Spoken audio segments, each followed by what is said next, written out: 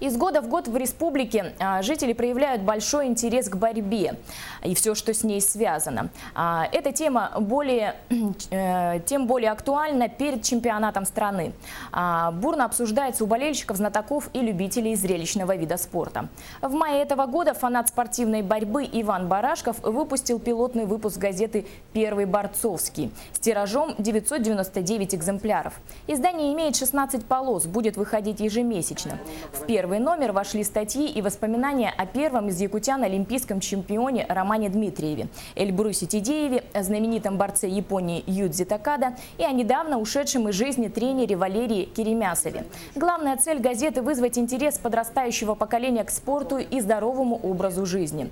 На данный момент к выпуску готовится уже второй экземпляр. Единственный в мире журналист, удостоенный золотого знака Международной Федерации борьбы Ян Дымов. Вот его недавно стало, и его сын, то есть владеет правами отца, и он мне дал право печатать материалы его отца. То есть это тоже очень большой плюс. У меня полная коллекция книг Яна Дымова, полная. И в будущем мы планируем еще расшириться и на этом не останавливаться.